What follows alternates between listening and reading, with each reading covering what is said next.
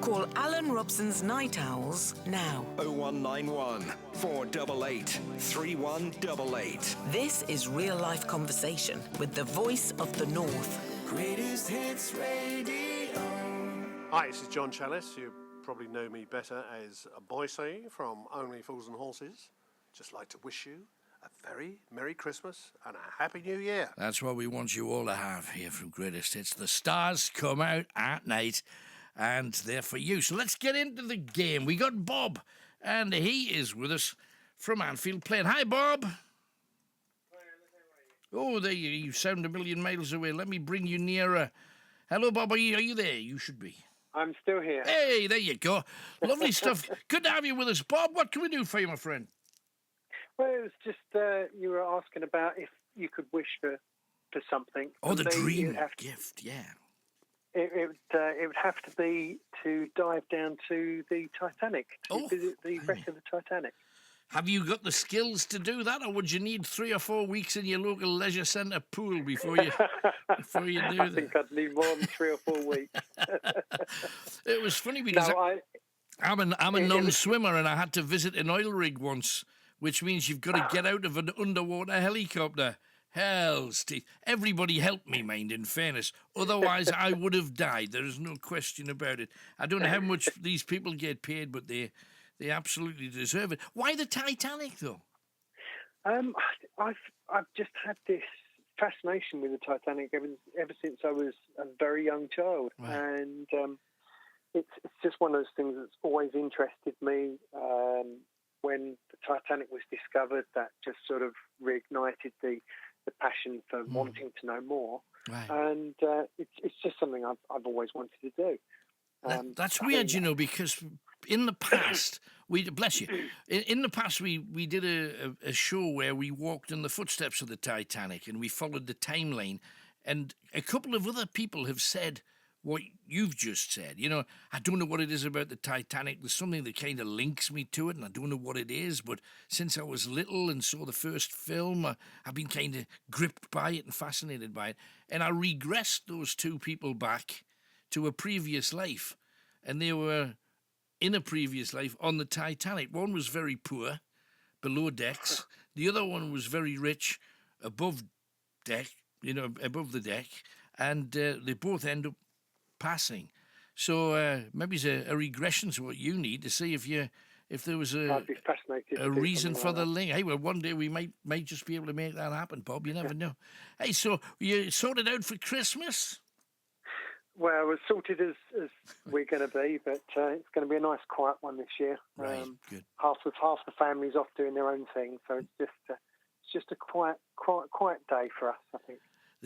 Well, you see, I actually think they're the best days. And it's the problem is, in my experience with Christmas, the quiet days are the ones where halfway through the afternoon there's a knock on the door and you look at each other's face in horror, as if to say, oh, no. Because you kind of get it planned in your head, don't you? What you're going to do and when you're going to eat and when you're going to sit and have that hour where you just go, I'm watching the... You know, where you hit the bumpers. Yeah. But that's what Christmas is about. And as long as you're happy, that's the main thing. Good stuff. So, the Titanic you'd like to dive down to. Have you got any other realistic ambitions that might be fulfilled this Christmas? No, not this Christmas. I fulfilled an ambition a couple of Christmases ago. In fact, my wife was talking to you the other week about the fact that I proposed to her on Christmas Day. Yes, that's right. So yeah, I've fulfilled pretty much all the things I wanted to do. But there's a few things left to do, all of which are either unrealistic or too expensive. Yeah, because I would imagine just even to start that process, you know, I shall dive. Because first of all, where do you get a submersible on a Christmas break? That's the thing.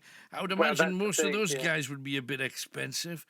Because I don't think you can just dive down in like a swimsuit. I think you've got to go down in one of them little... No, I think there's two companies, one of which is a Russian company that offer the chance to do it, and I think it's about £600,000 to do it. So it's not cheap. You can pay to go down there. I'm just picturing the family saying, he wants what? I'll give you some money towards it. Here's a £5. Good day. Exactly. Might take you away. I mean, but realistically, I've watched a few of those documentaries where they go down and they put the light on, and you can still see bottles and plates, and because I suppose is it not considered like a mass grave? Because they never got any bodies out of there, did they? No, it's still described as a grave, but I know there was an American guy who started taking a load of stuff from the wreck site, a Texan who I think he's actually in the process of recreating a full-size modern version of the Titanic. But wow.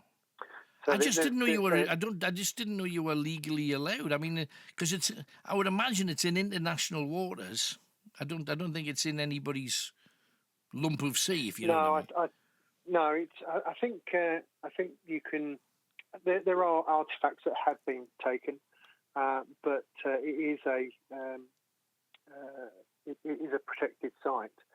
But for me, it's just the idea of going down and seeing everything as it was. I mean, it is stuck in time in that respect. But no, because it's not going to be long before it's gone. Because it is deteriorating rapidly. Sure. Yeah.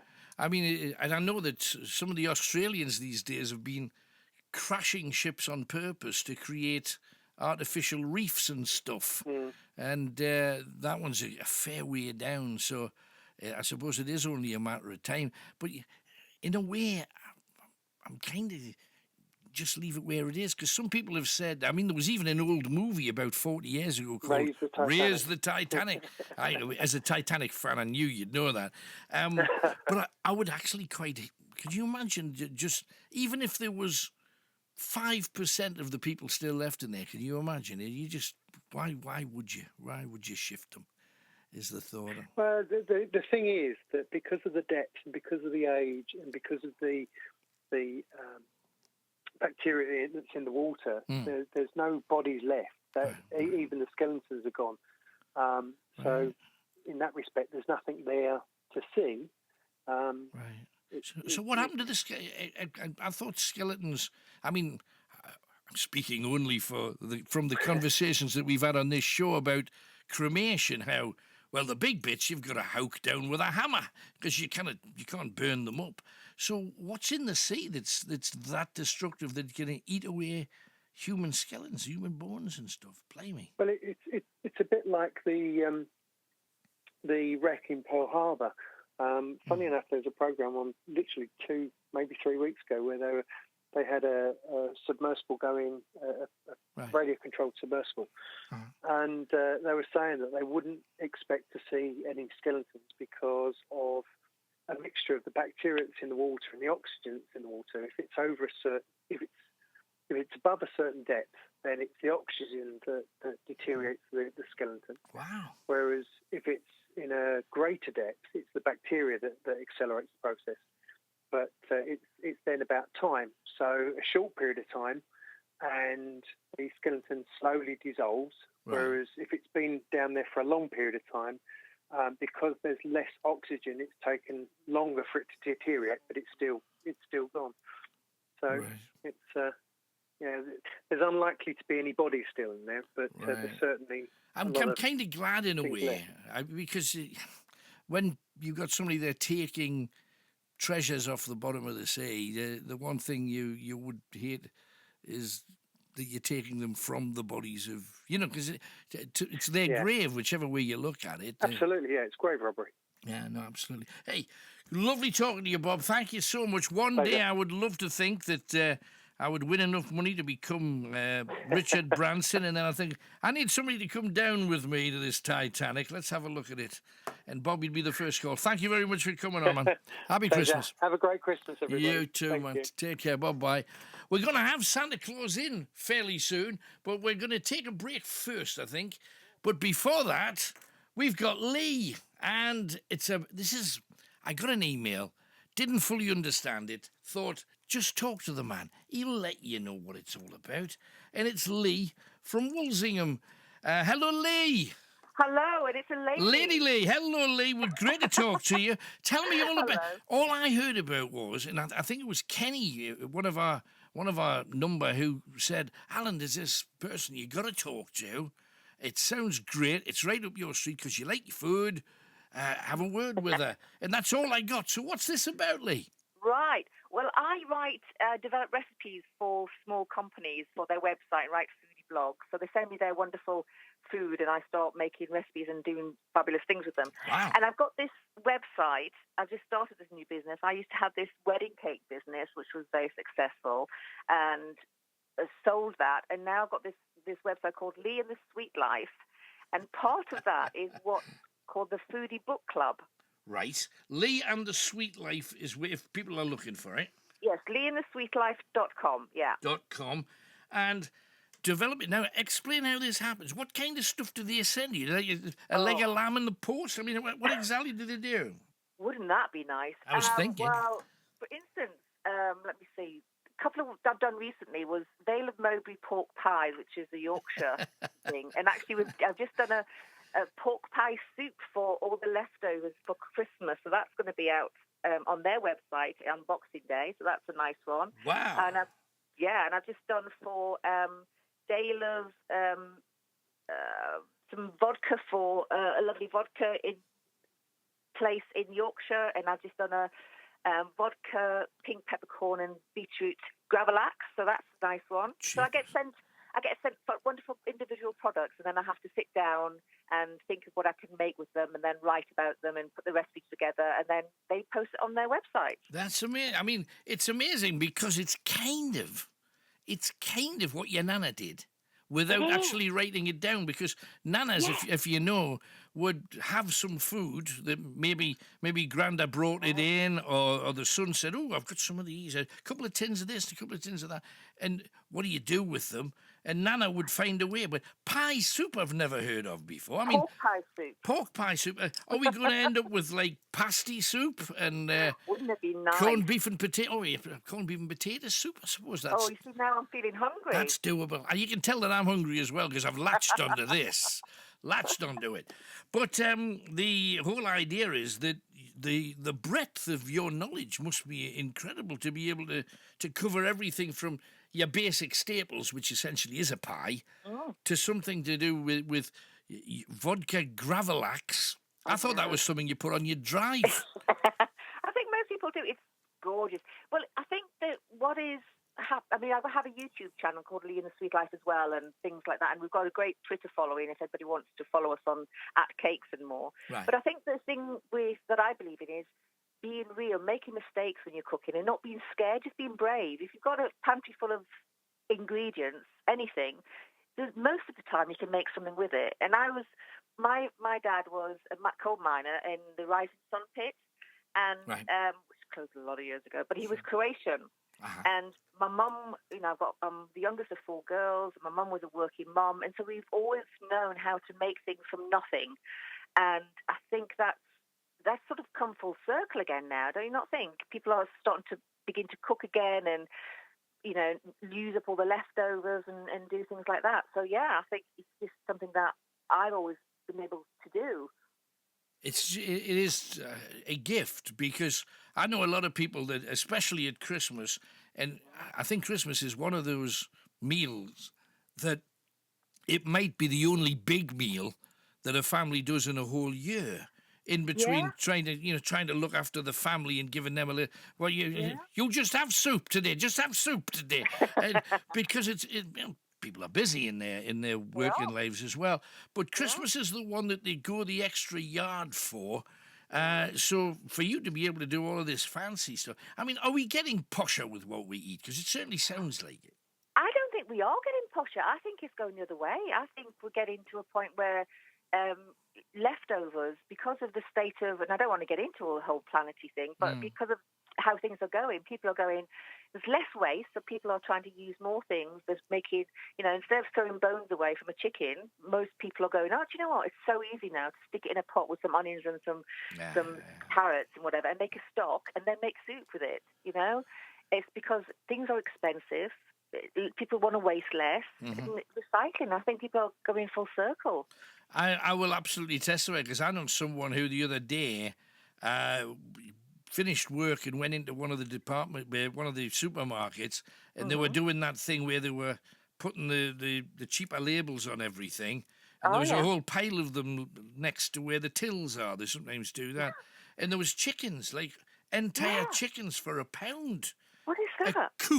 A cooked chicken for £1. Yeah. I'm thinking, well, what? So, and they said, well, what we did was we'd have the breast separate, then you've got the legs and the wings and the thighs, and the rest we're gonna make a Northumbrian broth. Yeah, and you think, exactly. and that's all from £1. Yeah, honestly, you can do so Amazing. much. I used to get really annoyed with one of my friends who, and I love her dearly, but she has a family, and she buys a turkey every Christmas, and all her family eat are the breast. Yes. And then she throws the rest away. Right. And I used to go crazy. So she's every Christmas, every Boxing Day, she brings me this sort of most of this turkey. And I make her so many things for like curries and soups for the freezer. I just don't understand that. But I think people are getting back into cooking, and that's what I'm trying to encourage. No, that's good. So, I mean, how can people interact with you then? Because not everybody's going to have a product that they want to send you, but they would be very interested in the new things you're coming up with. Yeah. Well, like I say, I've got on the website, there's the Foodie Book Club. Now, how this works is every month I choose a book that has some sort of food in the title. And basically, it's just a look at the drawer, no rhyme or reason. And then I write about that, just my personal review, whether I like it or, and also then I make a recipe using that item in the title. So that's an ongoing thing. So I'm hoping that people can, I'd love to keep talking to you every month about the Foodie Book Club, and then have people ring in and have a chat and, make it that. Or people can subscribe and they can tell me what their thoughts about, the book they've read and the recipes. Right. And then there's also the other page of the Lee and the sweetlife.com website, and that is just me having a ramble, thinking this is what I'm going to make today. This is where I've been today. Some wonderful products being sent my way. This is what I've made with it, and that sort of thing. So it's all about just getting people to cook real and be brave and make mistakes and enjoy it and have some fun with the family. Right. Hey, well, I mean, feel welcome to come back on and tell us about some of your incredible creations. I'd be very happy about that. That's not a worry. Lovely. Love to do that. In the meantime, have you got something seasonal you can share with us then? What should something simple that people can have a pop at with it that's not too much trouble? The easiest thing. Do you like sprouts, Alan? I do like sprouts, provided that they don't go all slavery and mushy. You see, I remember sprouts from my childhood, and there was that joke, I don't know if you remember it, where if you like sprouts, people used to say, if you put them on in October, they'll be ready for Christmas dinner. That sort of thing. But the best way to have sprouts, I think, chop them up into slices. Right. Get some bacon bits, lardons. Fry the lardons off. Take them out so you've got that lovely salty, bacony fattiness in the pan. Right. Chop an onion, chop a pepper, chop your sprouts, put those all in and cook them until they go not too soft, but when you get that sort of slightly burnt caramelised thing. I mean, when I was younger, caramelised used to be called burnt. Yes, it was, but absolutely. now it's called, caramelised. Yeah. And then take them out. Add some salt and pepper, maybe a bit of cayenne pepper as well if you like a bit of bite. Take them out and sprinkle some almonds on the top, and you serve those with your Christmas turkey instead of soggy sprouts. No, absolutely. Sounds great. Hey, well, bless your heart, Lee. Thank you very much. It is Lee in the sweetlife.com is where you'll find her. And enjoy. Thanks again, Lee. All the very best. Thank you, Alan. Bye. Cheers, love. Bye-bye. It is the big one. What are you going to be talking about tonight? All of the stars coming out wishing you the merriest of Christmases, and God blame me, we're absolutely determined to make sure that you have the best time. This is Michael Bublé, wishing you a very Merry Christmas. Okay, we are not alone, though. I'm not just Michael Bublé. I am joined, actually, by the biggest name at Christmas, because sitting right next to me is, in fact, Santa. Hello, Santa. Hello, Alan. Hello. Now, Santa, traditionally, we think, lives in Lapland and, of course, does all the preparatory work. You've been actually working on the streets as a working Santa since November. I have, yes, yeah. I decided to do it for charity and collect a bit of money on the way so you can see all the good boys and girls, especially like the single moms that can't really afford the Santas that are charging a lot of money for their Santa visits and things. So I thought I would do it for charity. It doesn't matter how much they've got. Any little donation would do, and we'll give it to charity as well. That's lovely. I know you've been helping Cash for Kids as well as just part and parcel of what you do. You're also connected to an amazing amount of... And it's funny because all my life, in one form or another, when I was doing rock shows, I was connected to Northeast Hells Angels and the angels that used to come up from the Northwest and what have you. And it's still the bikers doing really good stuff. Everybody expects bikers to, "You're barred, get out me pub." That's all you hear about bikers, when in fact they're the nicest people. Who have you been dealing with? Who are these bikey people? There's a group on Facebook called Brothers from Other Mothers. They're all young riders or 125cc riders, so they're fairly new to riding. There's a few of the bigger bikes as well, so we keep them in check. Go for rides. We've had them dressed as reindeers. So we had Rudolph in the front, we've had 2x2x2, and myself at the back with my elf just in case for health and safety. And then we rode through the town. We went through through South Shields and all along the coast. You must have been cheered the whole way. Oh, it was fantastic. We raised about £330 for Heaven Helps in Heaven. Great. For the food bank stuff. So it was fantastic. And then we ended up in Billingham, turning on Christmas lights and seeing all the good boys and girls down there and giving them selection boxes and things. You mentioned very early on, you said, so you've been on the good list for 40 years. How little you know me, Santa. Yeah, I must be on that other list you've got as well. But talking about that, the one thing that I will say, and I've worked with Santa a few times over the years, and Santa manages to break down every kind of barrier, whether it's cultural, religious, whether it's rich or poor. Racial, it breaks down the whole lot, and you see genuine magic. Now, obviously, your beard is completely real. It is completely real. I'm not just saying that. It is actually a full set of white whiskers there. You look like Santa. You are Santa in the eyes of the children that you're dealing with. I gather you had a bit of an encounter with a young girl yesterday that turned you to a jelly baby. With being Santa, it doesn't really prepare you for certain things in life. So you go to see them, and it was a single mom. We went to see her little girl. She was 5. She came and opened the front door, got a bit shocked when Santa was there, but we went in with a few presents for them. Right. Santa had a chat with her about the elf that she has that's been doing naughty things. Right. So I was telling her that she has to teach it how to be good and make sure he does good things so he can stop being on the naughty list. Right. And then when I asked her, what would you like for Christmas? All she would like is her family to be happy. Oh. And that doesn't really prepare you, even when you're Santa. It doesn't really prepare you at all. How do you hold it together? Because the kids are completely coldly honest. Yes, they are. I mean, it's true that innocence is truthful, and you've just got to deal with it and get them by and see what you can do for them. And it's funny because you're in a world where we don't trust anybody. Yes.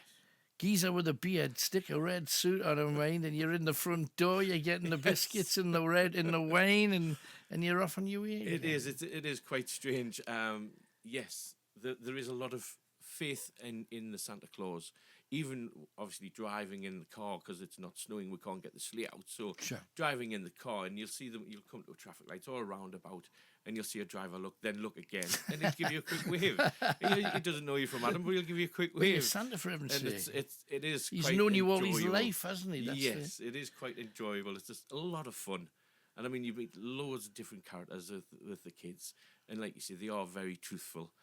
Like, why is my moustache brown? Well, that's all the Coke we're drinking Christmas Eve, that sort of thing. And you've just got to be very, very quick and good with the answers. So. No, for sure. And was it just, did you grow it in on purpose, or did it grow in and you couldn't be bothered to shave, and then all of a sudden you looked in the mirror and you went, hell's teeth, I'm Santa? It's like the film Santa Claus with Tim Allen. You literally put the red suit on, and I thought, took this back off, had a quick shave, looked in the mirror, and it was again. That was it. Just grows so fast. It's especially this time of year, just grows so fast, And I thought, well, we'll keep this red suit on because it's quite warm. It's nice. What does Mrs. Claus think about the beard? Does she not fancy that Santa should maybe be clean shaven and not battering her to death every time you pop in for a snog? If you look, it's all soft and fluffy, so she doesn't mind that one. And if it Are you one of these beard oilers, are you? No, I haven't even. A quick bit of shampoo in the morning, and that's about it. But if it wasn't for Mrs. Claus, I'd be totally lost. I wouldn't have a clue where I'm going or anything. She's done fantastic for me. She's done all the she's got it all colour coordinated, where I'm supposed to be going, who would like to see Santa and when, and I just turn up and go, and it's great stuff. Fabulous. I mean, you've done so much for so many. It starts in November. And it's not just one cause. You mentioned the Jarrow cause for the food bank, Cash for Kids. We've got Angel's Place as well, who do a lot of things in the community as well. Right. So they pick a special boy for a special treat. So I decided to go and see this little boy who has a disabilities. Went to see him as Santa Claus and give him a present and had a bit chat with him, see what he was wanting for Christmas and things like that. And his face just lights up. And that's the magic for me. It's about the magic in the face just lighting up. It's because, in a way, we're not expected to see you. Yes. You're supposed to be... and because we're not expected to see you, instead, the shops have hoof prints for the lawn and footprints on the carpet, all fake, of course. Stop signs and things like that, yes. And so when a child sees you coming to their house... Yes, it is quite magical. That's... Whoa, hang on a second. We're supposed to be top secret, but no, I've popped in just to see you because you're special. That's right. How do people make that happen if they were, obviously, it was getting a bit tight for this year? Yes. But, well, we've got a Facebook page up, and if you search on Facebook, UK Santa is Real, all one word. UK Santa is Real. That'll find my page. Obviously, parents give us a quick message on there, give us a bit of information, give us an address, and I'll go and pop along and see the boys and girls. And see if they've been good. How far afield have you managed? I've managed all the way to Billingham. I was the Santa at Alnwick Castle. That was a fantastic. I'd like to thank them for getting in contact with me. That was great. Had so much fun. Were you in the treehouse? No, it was the actual castle. Oh, that's even better. It was a fantastic, beautiful place. If you ever get the chance to go to see Alnwick Castle, it's a lovely place. No, that's true. They've got a great restaurant, and downstairs we had a full grotto downstairs. It was great. So much fun. Well, that'll be you next year as well. I hope so, yes. We'll see how it goes with that one. That's fantastic. Well, Santa, thank you very much. We're going to take a quick break and let you get on your way to continue all of your good works. If you've got anything to say to the... I'm sorry to say, but an awful lot of my number are probably on your naughty list, so I've got no chance of seeing you. You got anything to say to these naughty people? Well, the naughty people have just got to be good. Otherwise, you only get socks and underwear. That's all you'll get, socks and underwear. Santa. Now, if I can just do a quick shout out. You've got a few people that you wanted to say hi to. It all started off with the Gunners Motorcycle Club last year. We went to see foster kids, and that's all started it off. Right. So the Gunners Motorcycle Club, I'd like to thank them. I've been Dalton Park, I'd like to thank them. Alnwick Castle, like I said, they were great. Brilliant. Yeah. The guys at Billingham, they do a street party for the whole community down there, and they pay for it themselves. Wow. So we went down there. That was fantastic. We had a little group at St. Peter's Church breakfast club. That was great fun with all little boys and girls. Some of them were like coming up. They'll take the present, but they'll run. So they didn't really like the Santa Claus. Well, my dad always taught me, if anybody offers you some sweets, and take the Smarties and run. So it is a well-known thing. And then we had, tonight we've had Body Rocks Disco, had a party in Washington. That was great fun, seeing all the boys and girls It's every second of your life. It's so much fun. It really is. And then we had Blue Flames Christmas party this afternoon. That was great. And we had a childminder called Simone in Heaven, who pays for it again for herself. And we've seen the little boys and girls there. They were so excited to see them come to their little gathering as well. It was great fun. Also, it is fun watching Santa arrive on a sleigh, but you get a kick if there's Santa there with reindeers on motorbikes. Oh, yes, that was so much fun. That's some kind of deal. Santa, you're an absolute superstar. Bless you and thank you for all you do. We take a quick break. We are back immediately after this. The voice of the North. Alan Robson's Night Owls, the phone-in that gets you talking. Greatest hits radio. You are with the big one. Give us a call. We'd love you to join us. 01914 488 3188. If you've got a Christmas message for anybody, we would love to hear it. Roger Taylor from Queen here. Merry Christmas, everybody. It's coming around again. It is indeed, Rog. Right, let's talk to Anonymous, who is in North Shields. Hello, Anonymous. Hello, Alan. Hello there. What can we do for you tonight? Well, I'm trying to find the fan club of Andrew Dunn. I was wondering if you knew how I could do so. A fan club for Andrew Dunn. You know who Andrew Dunn is, don't you? I'm Dinner ladies. See, yeah, the dinner ladies. You know, well, you interviewed him in March earlier this year. Andrew Dunn. He played Gerald in Oh, the yes, Monty. of course, his son died, yes. Eh? No. No, I'm not sure. So what's he in, Andrew Dunn, anyway? At the moment, he's on stage in Band of Cold. Right. But he was in Dinner Ladies from 55 Degrees North. I know exactly who you mean. Yes, I beg your pardon. You're right, I've got him now. He's in me heed. Gotcha. I've just got to hear his voice and I know who he is, and I know it's him. He was a laughy Leeds lad, isn't he? No, yeah, he was born in Leeds and brought up in North Shields. That's right. Yeah. So has he? What if he doesn't have a fan club? I mean, do you know that he has? That's just it. I don't. I'm trying to find out if he has. If he has, right? Okay. Is there a fan club for Andrew Dunn, the actor, who used to be in Dinner Ladies? He was in Curra as well. If I'm thinking of the same guy. Yes, you are. He was in Coronation Street as well, and he was a lovely bloke. And again, the thing that I didn't realise was that he was from Shields in the first place. You know, that he'd spent so much time in South Shields. No, North Shields. North Shields. He's on Twitter, you know. I know he's on Twitter. Have you contacted him on Twitter? Or? It doesn't give any fan club, you know. No. So he may well just not have one. Simple as that. Night Owls, do any of you know whether or not Andrew Dunn, who was Tony in the Dinner Ladies, and he was in Coronation Street, why don't you start one then? No, I would. I'm partially sighted, so I've had a problem doing things. I'm going to see him on the 1st of February. Right, that's when the play comes up here. Pardon? That's when he's up here. He's in Darlington. Darlow, right. He's in Darlington. I'm going on the 1st of February to see him. And I've managed to get decent seats. That's good. No, well done. He was just a lovely bloke, from what I remember of him. He was a nice, quiet fellow with a belting sense of humour. He was. I remember seeing him in. It's funny, you know, because once you interview a telly person, from that moment on, every time you switch the telly on for some reason, you see him in. I seem to remember he was in Dalziel and Pasco on the telly. Yeah. I seem to remember seeing him, and he was in the Knock as well, and you can blame me. He's been in everything, that bloke. Yeah, but his biggest hit was Dinner Ladies. Yes, no, absolutely. And he took that on stage as well with him, I seem to remember. He took a stage version of it around as well after it finished, didn't he? Yeah, they did a stage version of Dinner Ladies. Yeah. But I mean, I've got the DVDs of Dinner Ladies. I've got the full box set of Dinner Ladies, the full box set of 55 Degrees North, because he's in that. Right, yeah. And I mean, he's a good actor. I really enjoy watching him. So maybe there's other people out there who like to hook up with you, and then all of a sudden you're like a supportive group about the guy. Is that if there might be somebody else who feels exactly the same way about him, and if there isn't a fan club, to have a group of people that are just fans that chat to one another, that's not a bad thing. The thing is, it's given me an interest in life again.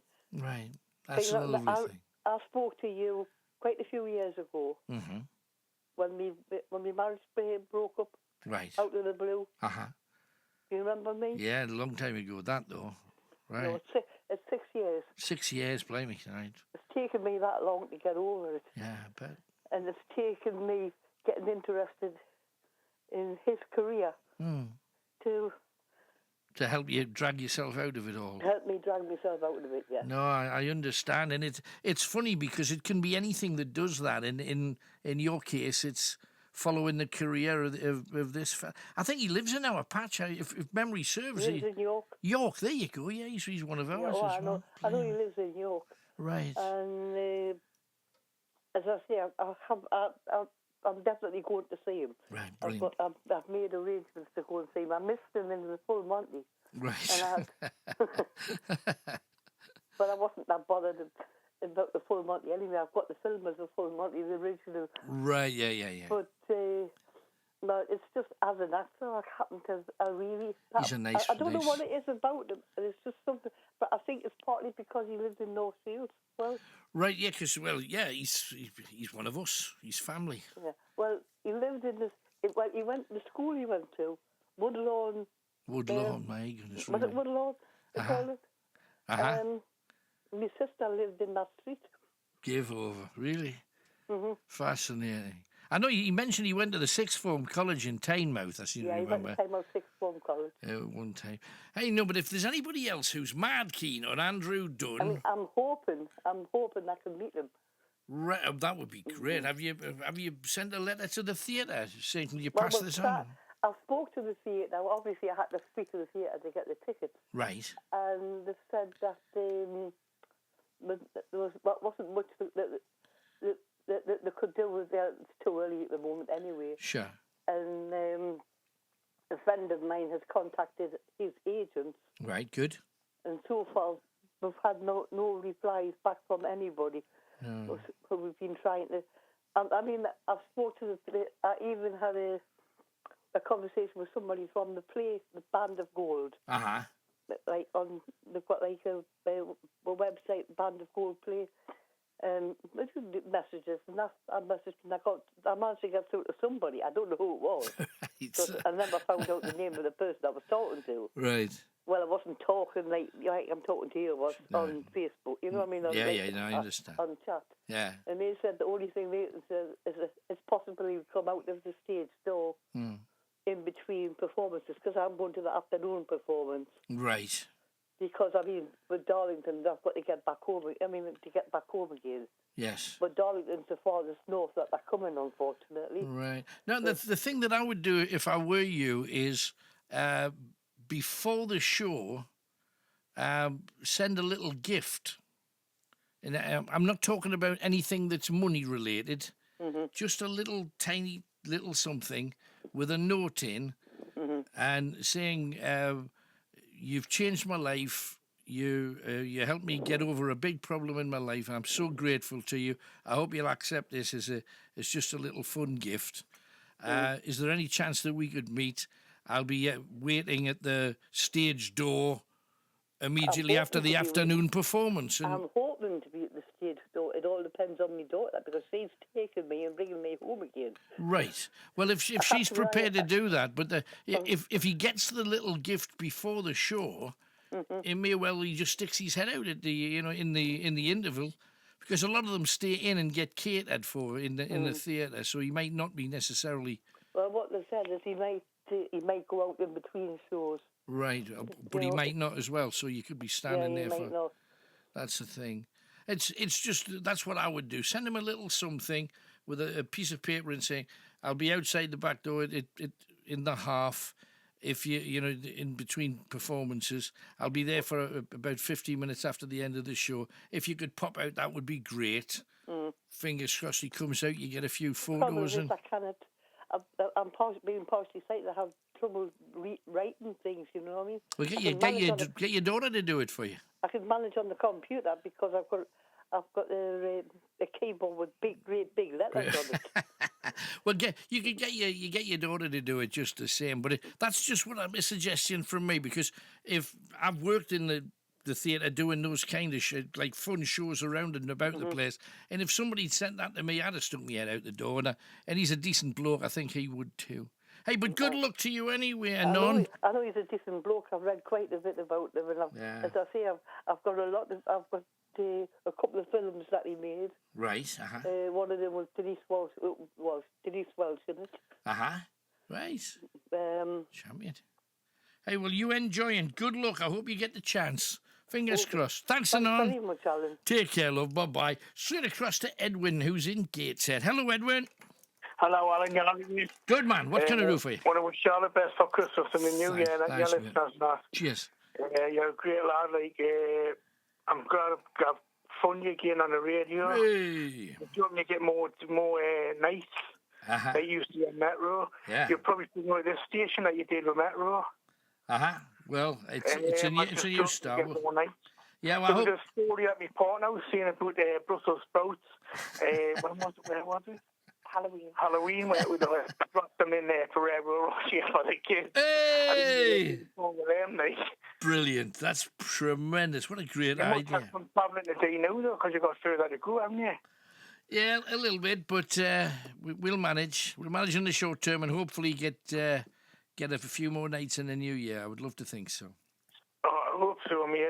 It's great to hear you again, but I wish you the best of health and everything. Thank you kindly. Appreciate it. You sorted for Christmas? You got it all nailed? Yeah, I'm done now.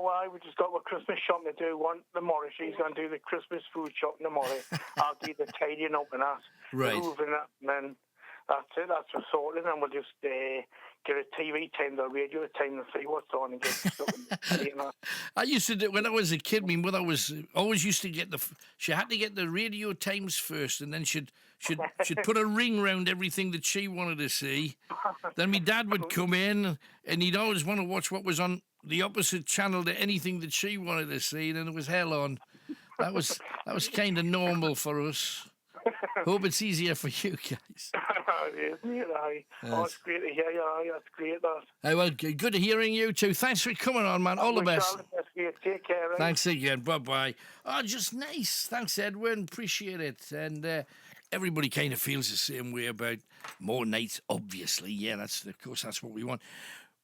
We're called Greatest Hits because we're up to our chin in the stars. Going to play some Billy Ocean in a second, but I asked him, what his best and worst moments in the business happen to be? What's been your best bit and worst bit in the entertainment business? You're highlighting my best bit, I think, was really, having, Caribbean Queen being a hit, which sort of brought me to the attention of the world. It probably isn't the best record I've made. It probably isn't my favorite, but it is, from a material point of view, because of what it did. I always sort of, Yeah, it's really, it's high up. I mean, as far as videos and things are concerned, I kind of cancel out the video I did with Danny DeVito and Michael Douglas and Kathleen Turner. That's great. The worst thing really was once I was doing a video by a track, on a track called Nights Feel Like Getting Down with a Tiger. And the tiger was very kind because the tiger had had enough. And she just opened her mouth and my whole leg was just swallowed up. Wow. But for some strange reason, she didn't grip. And she just sort of took her mouth out and there was all this saliva on my trousers. Oh, my. That could have been so different, couldn't it? We stopped. The video was finished. Because really and truly, the video was finished. But in this business, we tend to go for one more. I remember doing vocals where I think I've done my best vocals, working with other producers, and they say, Billy, one more. And you've done it. Yeah. In this case, it was the same thing. I've done it. I really felt, this is it, we've done it. But the producer said, one more and more smoke. Well, of course, smoke and animals don't really go together. And the tiger had really had enough. But he told me in the best possible way, because if you'd gripped, I would have been legless. Yeah. And that's not legless from drinking a few pints of Guinness either. At all, no. There we go. Billy Ocean, a little bit of that.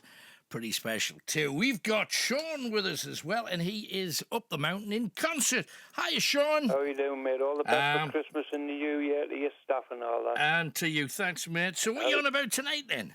About the races in football. Did you watch? I don't know if you watched the Tottenham match today, like. No, I've got it. I think I've taped match of the day for when I get in. Well, I'm not going to tell you the result, but the races, they had to stop the match to do the races. So what exactly happened then? Where they were doing monkey chants and hiding bottles under the pitch. Blimey. I mean, they've done this at a couple of games now. What do you think the answer is? Well, I think they should ban alcohol. Oh, you think it's the booze, do you? I think they've banned it in Scotland for nearly 10, 11 years now. Right. and there's hardly any bother in Scotland now. Like, because I remember there was another one about a couple of weeks back, and they've eventually gone over. You know, the club's gone over TV footage of every free kick in every corner. And they've eventually pulled two people out who said, I wasn't doing monkey chants. I just had me hands. I was just putting my hands in and out my pockets. And it's like, I saw you do that. You know, it's not anything that you can deny. You're on camera doing it. Aye, exactly. I just think it's really sad because today it was Chelsea and Tottenham, wasn't it? In the game. And it was a Chelsea guy that was getting the hammer. It's not exactly if every member of the Tottenham team is pasty-faced and freckled like we are. Do you know what I mean? They've got people from all over the world. They've got a North Korean. You've got people, you know, from literally every corner of planet Earth on the Tottenham side, and in the team and on the bench. You would have thought their fans would have more sense. Well, I can't understand why people need a drink to watch a football match. It's kind of traditional, isn't it? I mean, and especially the way that some of the northeastern clubs play. Blame me, you need a drink, don't you? If you're gonna face that every week, you give us a couple of pints. Ease me pain, will you? Well, it's the prices that they charge as well. You know, they're charging ridiculous prices even for a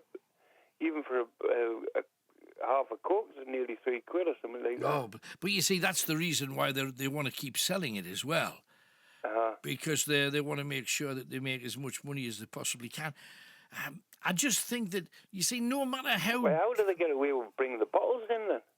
Well, they just... They must serve them in there.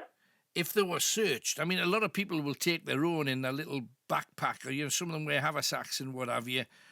Others a great big coat with a bottle in each pocket. I mean, people have been fiddling stuff into football games for donkey's years. It's just, you see, I know that no matter how much alcohol somebody gives me, I'm not going to be racist at the end of it. No, not at all. I know that. It's not anything that I even question, thinking, oh, blame me, another pint and I'll be a right racist. You have to be already a little sick in the head before you start. I agree. That's the thing, and I don't think alcohol is necessarily, releasing all of the racism in people. But it doesn't help, though. It'll certainly not help, but I can't see that stopping because of the amounts of money that these clubs are making at the bars. You know, they've got bars all over the ground just to make sure that they can squeeze the juice out of as many people as they possibly can. Exactly. I just think it's really sad because this kind of stuff went on in the 1960s, if you remember. Yeah. You know, the whole racist thing, and we like to think that we're a little bit more intelligent than we were back then, because looking at it, you know, the scenes back then, now it's embarrassing. You know, it is this embarrassing. is our country behaving like that. Idiots. And it's very sad. Spoiling the game for everybody else. You know what I mean? And it's always what we've said on the Night Owls is the people that are the worst for us all are the spoilers. They'll do anything they can to stop us enjoying whatever the hell it is.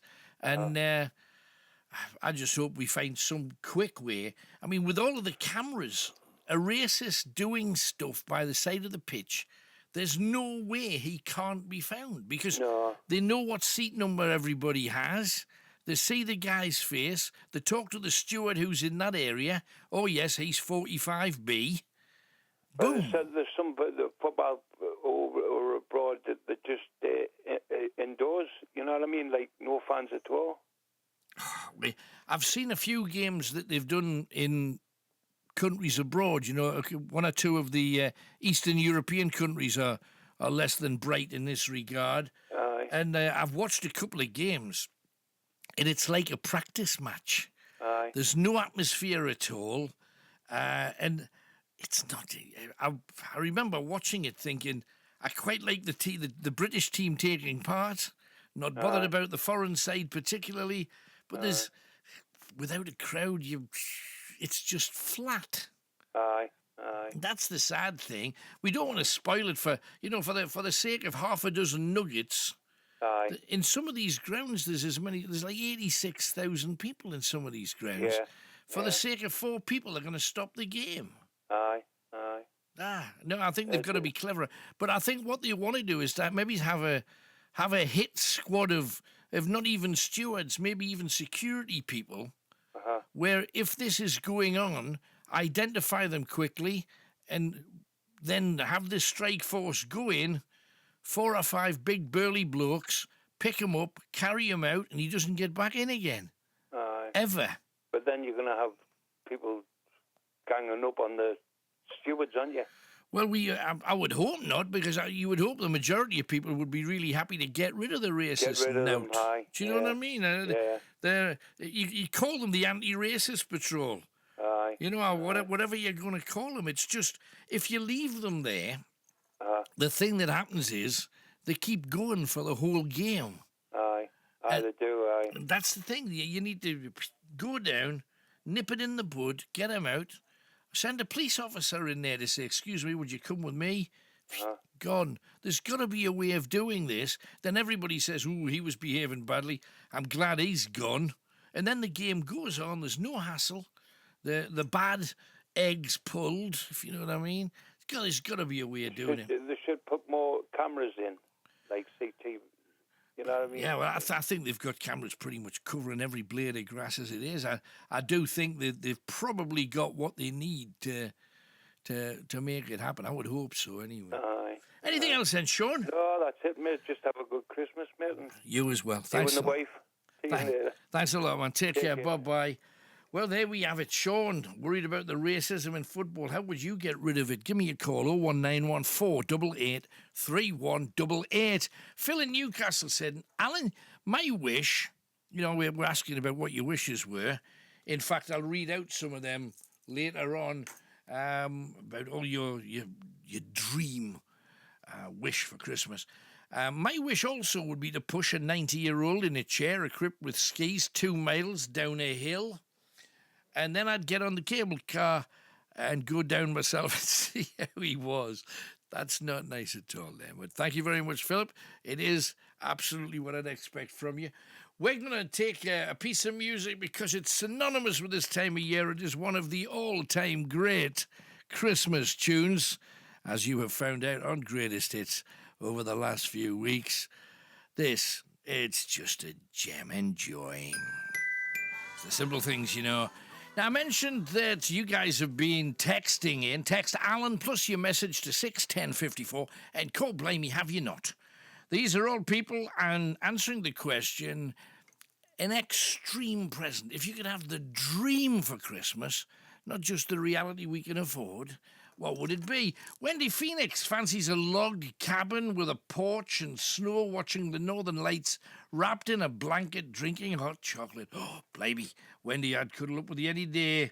David Birdsey, I'd love to stay in one of those glass igloos in Iceland, underneath the snow and the northern lights again. Alan Skelton, Christmas in a narrow boat on a canal. Sarah Faulkner, for myself and my husband to finally be able to have a honeymoon. Nothing fancy, just sun and sea would be great. Absolutely. Ethel James, driving onto a transporter while it's moving on the motorway. Okay. Ethel, blimey, you're like Jason Statham. Daryl Marley, can I pass on my thanks to Alan and Chris? The prize arrived last week and we are very chuffed. Cheers. No worries. Helen Hodgson, to visit the land my partner bought me on the moon. Yeah, you can do that. You can buy land on the moon. Yeah, it sounds fabulous, but the chances of you ever seeing it, that's the thing. Chris Black, I'd love to drive a Formula One car. Dawn Howard Nielsen, a time machine, so I could travel back through the ages. And Finknot, Smokey and friends, happy and healthy. Tessa Brown, finding someone to love and loving me for who I am and not what I look like. And Maureen Johnston Gardner, learning to drive, but I left it too late. There's no such thing as too late, Maureen. I know a woman from my old street in the West End. She learned to drive when she was 70 and got her first car when she was 78. 78. I don't know whether she died horribly in a crash or anything, but I don't think so. So there you go. There's just some of the dreams, some of the wonderful fantasies for the new year. And you know, nobody knows what's round the corner. Anything can happen. We're going to take a really quick break. Then we're going to be talking to one of you guys, and then our tribute to Roxette. Night Owls with Alan Robson. What are we talking about next? You make the call. 0191 488 3188. Greatest Hits Radio. My name's Andy Bell. I'm in a band called Erasure, and I'll be spending Christmas on the beach in Cape Town in South Africa. Happy Christmas. Stop swanking, you. And don't forget, if you're a big fan of, like, the Christmas sound, you know, all those big Christmas hits, Mark Goodyear is taking a look back at the tradition of the Christmas hit. He's taking a real big look at it and celebrating the art of it and some of the dafter contributions. So if you're a fan of checking all of that out, don't miss Mark Goodyear. He'll look after you with a right mixture of Christmas claret. Fabulous.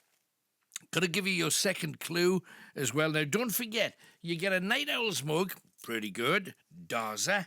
You get the number one CD of the moment, which is Bing at Christmas, Bing Crosby with the London Symphony Orchestra. £11 in Tesco, I noticed that yesterday. And Gerard Butler and Morgan Freeman on Blu-ray DVD, The Angel Has Fallen, non-stop action, following on from Olympus Has Fallen and London Has Fallen. Everything's fallen. Everything. So there you go. Angel Has Fallen on DVD. If you would like it, you've got to identify a hit that's synonymous with this time of year. The first clue, like ice, according to Foreigner. Second clue, this won't happen ever, said All Saints. Their biggest hit was Something Ever. What was that word? Write it down. You've got 2 words now. You'll get 2 more. Then you've got to work out what song that is synonymous with this time of year. Tell us the name of it, and you win all that stuff. I hope you do. Meanwhile, Brian from Gateshead, then we've got Roxette. Hello, Brian. Good evening, Alan. Merry Christmas. All the best to you. Thank you very much. What you got for us all? The funny thing is, Alan, it doesn't really feel like Christmas. When you go to Newcastle and that, everybody's rushing around like fools and, you know, banging into each other and that. And there doesn't seem much of an atmosphere. Yeah, you've got the Phoenix window there. Yeah. And you've got all the lights up, but it doesn't feel the same. I can just remember in the late 1990s when you used to go out and everybody was like partying in the town. See girls with Santa Claus hats on with tinsel around their necks and a bit of a giggle and a laugh. You don't see it now, do you know what I mean? Well, there's still a bit of that. It's just... it just seems that we've got, like, they put a Christmas market in the middle of the city, and then all of the car parks are completely full. We just heard in the week, 1 hour, 20 minutes to get out of a multi-storey car park. Kind of knocks the sparkle off a bit when it's that busy. I still think if you see the town on an average night time, especially now, it is still loaded with girls in Santa hats and sparkle and what have you.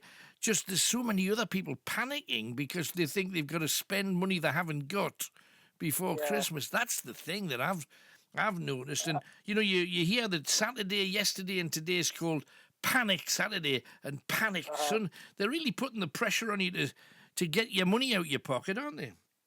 Well, they are. Yeah. I mean, it wouldn't be great if it was a bit snowy. I love the town like snowy, and I love like Christmas time when there's like a bit of snow down. Not loads of snow where you can't like get through it. Yeah. But a bit of a light breeze. Well, not a light breeze, but a light coating of snow. But as I've got to travel a fair way to get here, just let it be just frost. I see where you're coming from there, like, but. Exactly. Yeah. I was one of the big, one of the cut price stores. One of the big stores that that do all the cut price stuff and that. And I was in there the other day, and I swear, Alan, everybody was going berserk there, running around grabbing all the sprouts and the potato and that. And I said, "There's one with Manic in here." I said, "Hey, wait till bloody Brexit happens. Everything will be off the shelves." She started laughing. She said, "Yeah, right." I said, "It's bad now. Wait till Brexit kicks in." Jeebus. So I think they're going to go for a hard Brexit. Me, like, I've got a funny feeling. Yeah, I you know, think so. When he did his manifesto, Boris Johnson, there wasn't much in it because he's obviously kept a lot of stuff out. And people who voted for Boris probably don't realise that he's got a lot up his sleeve that we don't know about, and that's quite a scary prospect. Well, it's the thing we mentioned earlier on today. It's just been announced that the Tories are still sending money to North Korea as aid, and they're sending money to China as aid. And I don't know about you, but I would imagine China's probably got about 400 times the amount of money that Little Britain's got. But the other thing that was announced today was that Boris has admitted that the Tories cut 650,000 disabled people's benefits over the last 18 months. Now he tells us, like after everybody's voted for him, I suppose. Yeah, well, trust me, Alan, he's a bit of a magician, that fella. He's got a lot of stuff hidden away, under his hat. When he takes that hat off and pulls out not the bird, but he pulls out his tricks, we'll all be shocked. Because if you remember, his manifesto was only a page long. Right. And I was thinking, that's pretty short for a manifesto. And the Labour Party is completely knackered as it is. I mean, it's it's become a far left-wing pressure group for students, that momentum rubbish. I don't think Corbyn's going to get in. Well, not Corbyn. I don't think Labour's going to get in for another 40 years, the way they're going on. How terrifying, no though, one's isn't it? going to vote them in. And I'll be honest with you, Alan, do not put me off about him. When he said that, was her name again? Shamila Begum, what she was called that. Oh, yeah. She should come back. He said, she should be given an opportunity to come back to Britain, and receive, a fair, whatever it was. I thought, right, I'm not going to be voting for you because you're supporting them lot. Yeah. So, bottom line is, with all of that, I just think if you've made your bed, you've made your choice, live with it now. It's pointless saying, kill them, murder them. Oh, well, I'd like to live with you now. That'll be right. Lock the bloody gates and keep the whole lot out. Don't let them in. I mean, I'm not too happy about the way things are now, just letting people walk in from, from all of these places. They should go and send them to Kuwait, because we liberated Kuwait, didn't we? During the Iraq War, so they should take some of these people on board, I think. Well, it's to me, I don't mind people coming from other countries as long as they help the country. If they can't help the country, we shouldn't let them in. That's how everybody else does it. And for years we've said, we'll have the Canadian system, we'll have the Australian system, and we've never done it. And it's exactly what we need. As long as we get, for example, we're like 130,000 nurses short. And that is because most of them, even if they're from outside the EU, have been trained in the EU, and they won't come to Britain because they think, well, they're just trying to keep everybody out, so we're not going to go there because we will not be allowed to stay. So, but we should turn this around quite quickly so we can get people in that'll help us and make us stronger, and keep out the people that come in just to bleed us dry, because we don't want them. You know what puzzles me about the European Union, Alan, right? That's what really does puzzle me. When these countries join, like Poland, Slovakia, Romania, how did they manage to get in if the economies were so bad? Because Nicola Sturgeon, people keep on saying about Nicola Sturgeon, Scotland won't be able to get in, they can't afford to join, do you know what I mean? They haven't got the pound in that, but the communist countries got in, and obviously Scotland's more wealthier than them, so I don't know how that works, do you know what I mean? I don't know either, but I've spent in my life, I've probably spent about a couple of months in total in Romania. I know it reasonably well because I've done a fair bit of telly over there, and the thing that I noticed was that yes, they come to the West, but they all go back at one time or another, and they're building houses with the money they make from. And it's the same as the Poles. The Poles will go like the plumbers for it. Remember when we got invaded by Polish plumbers? The plumbers all come over, and they do like 8 months. And they make 3 times the money they can make plumbing here than they could back in Poland. And then they go back and start their own business or build their own house. Or, they can make an awful lot of money. And if you think about it, if it drops the cost of plumbing for us, because it's expensive, who's going to complain about that? It's just when people come here and they've got nothing to give but everything to take. They're the ones we don't want. That's the thing. I saw a programme a couple of weeks ago now about. Do you remember the unification of Germany? Do you remember East Germany joined the West? Sure. And we're talking about what it's like now. I mean, if you went to somewhere like Mecklenburg, the state of Mecklenburg, to Rostock or Potsdam or Leipzig or Dresden, they're actually very modern places now. Do you know what I mean? They're very much similar to us. The West, in fact, they're probably more advanced than what we are because they've got the autobahns there. They look modern places. You wouldn't think they were part of the old communist system because they've now got a really big high standard of living and everything's modern there now. Yeah. They've got new railway systems and there's all over, say, other parts of Germany, you wouldn't know that you are in the east of Germany if you'd gone there because obviously it looks so modern. Yeah. That's over 30 years. They've managed to pull that around. Yeah, no, absolutely, You know what I mean? absolutely. I mean, look at us up here. A red car still backdrop. For a red car still a bit of a dump, and Hartlepool is not much there. How come we're not like that? Do you know what I mean? How come in parts of the northeast aren't really techy and modern like these places? But you've got a promise from Boris. He's going to look after the North, who's voted him in and made him da-dee-da. Do you believe him? Nah, I don't. Do you know what he's a comedian and he should be on the stage with the comedians because he's always dancing around and smiling and come out. He puts his humbleness about him. He doesn't know what he's doing and he's a bit disorganised and dishevelled and people seem to like his character. That's what it is. Really? But, I've just noticed the way he goes on now. He talks more like a leader with his speeches, but before he was all fumbling everywhere and didn't know, making silly mistakes and all that. And now he's getting pretty serious. He's a very clever bloke. Right. But I think he's going to fool a lot of people up north because I don't think they're going to be promised stuff that they've been asking for from him. I mean, he just wants to get Brexit done. Yeah. You know what I mean? And just wants his business. See how it goes on from there. Well, time will tell, Bri, but great hearing from you. Thanks a lot for coming on. Merry Christmas, mate. Thanks. See you. All the best. Bye-bye. Well, political hobnobs. Oh, yes, we talk about that too. Other things you wish you could do. Alan, I would love tickets to see Tom Petty, which I never managed to do. I love Tom Petty. American Girl is just one of the greatest car-driving tunes ever. Amazing. Love it. 0191 488 3188. We mentioned that we had a tribute to play. It is a grand tribute too. We had a very special lady, and sadly, she passed. And her band, Roxette, was just absolutely incredible.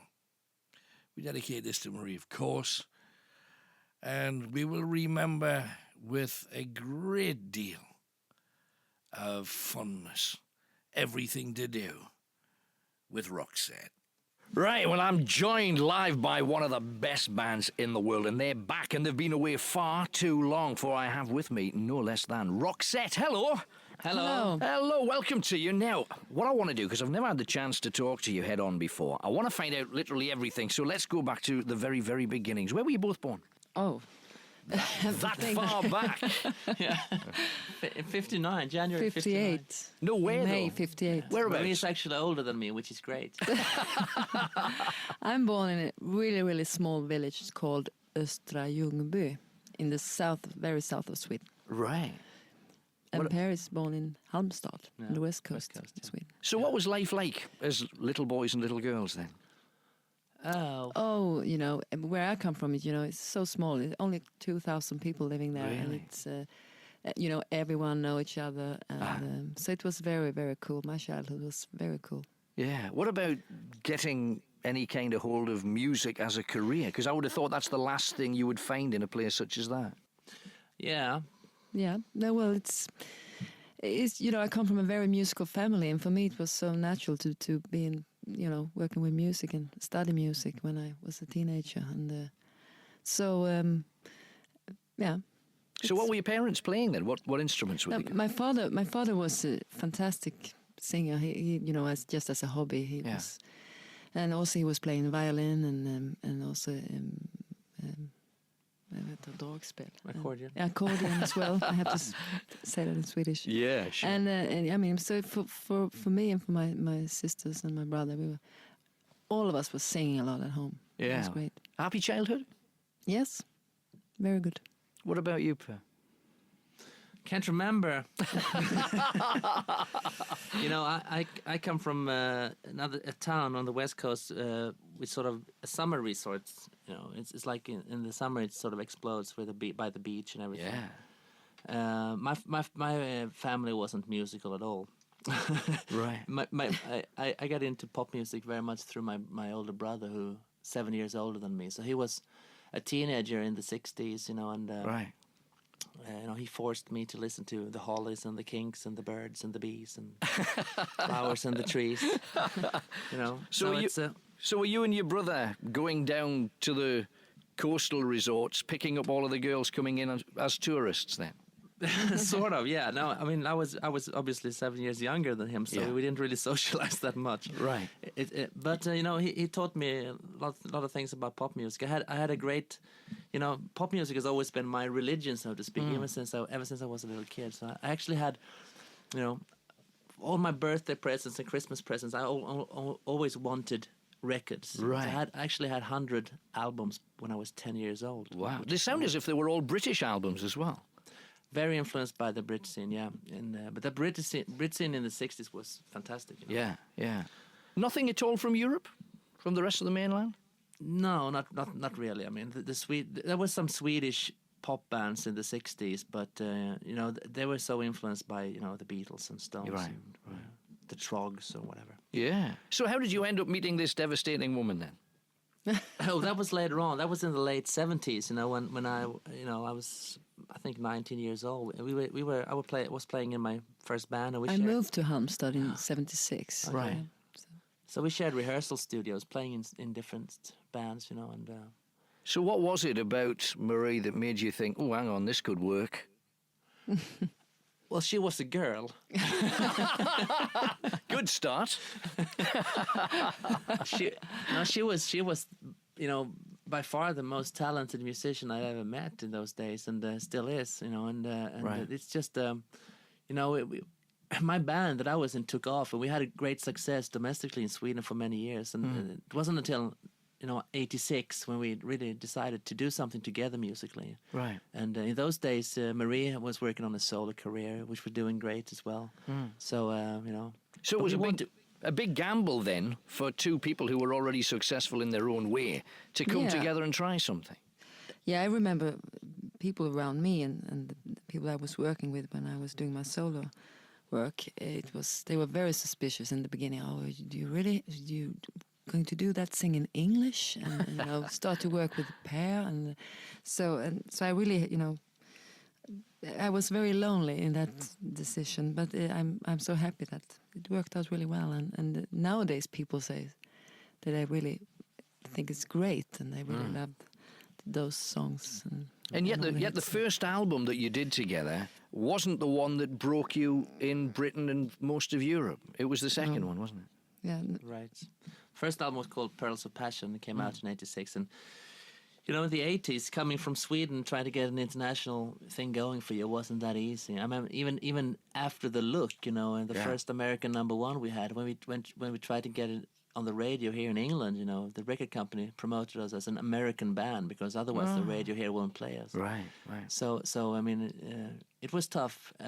So did you wear a cowboy hat for interviews to try and prove your point? Both of us looked like Garth Brooks. So what was it then? What made the difference? What was the breakthrough moment for Britain then? Well, I don't know. I think it was, you know, eventually the Look became a big hit here, and then the truth came creeping in, and we were Swedish.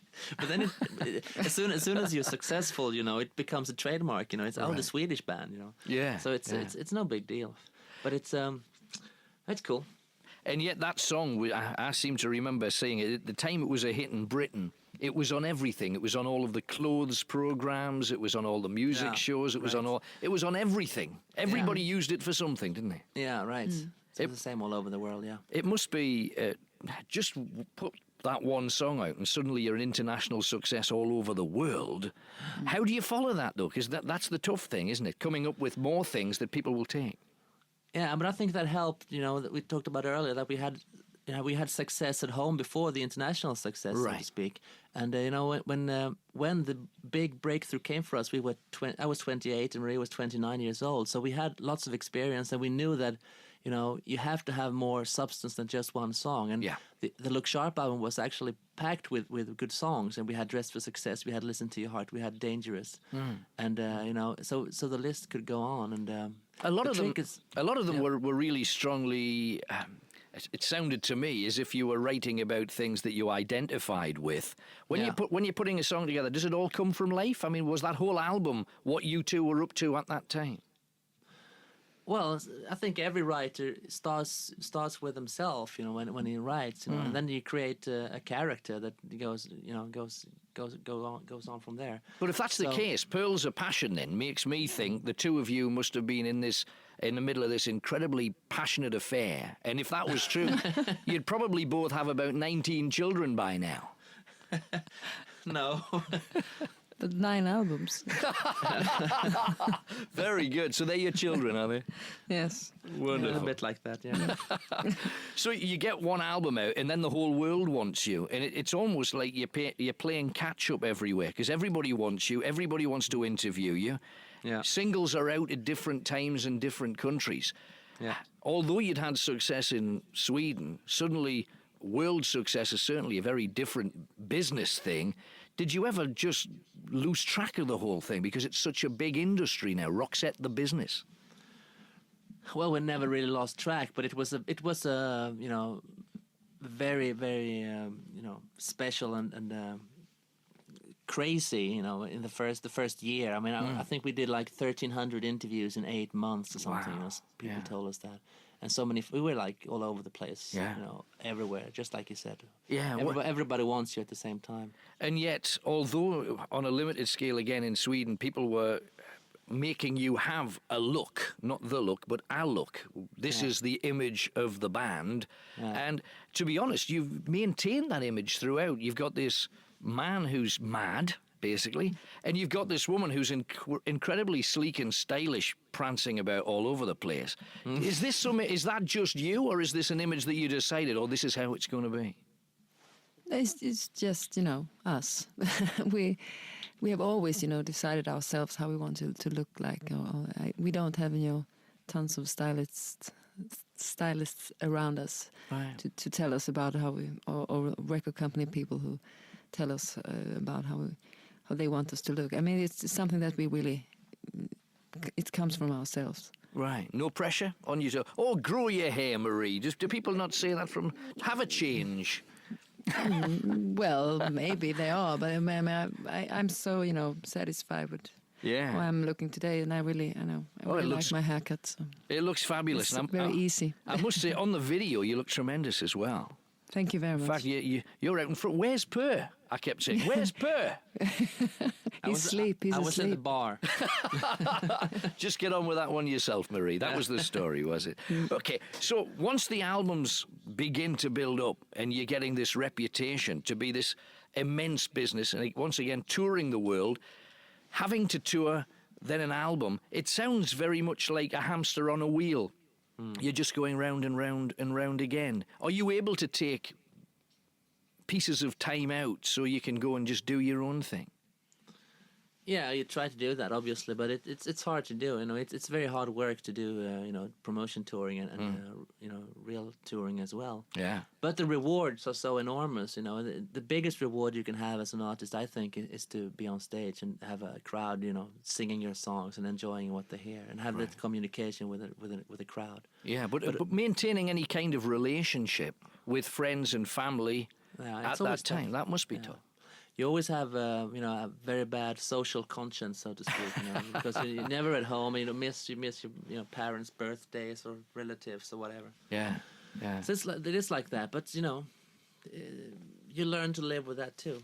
And it's one of those things. When you released the Greatest Hits album, which wasn't really that long ago, everybody said, blimey, haven't they had a lot of hit records? Because I think it is quite easy to forget just how successful that you've been. And now here's a new album, people obviously have had the chance with the Greatest Hits package to see them all in one place and not obviously had to look through all of the albums. They're all there. This is like saying to yourself, okay, the challenge is beat that, isn't it? Yeah, in a way it is like that. But that's we felt like it was a great, end of chapter 1 in Roxette's history to release a Greatest Hits album. We've had, I think the new single, Wish I Could Fly, is our 30th or even 31st single ever.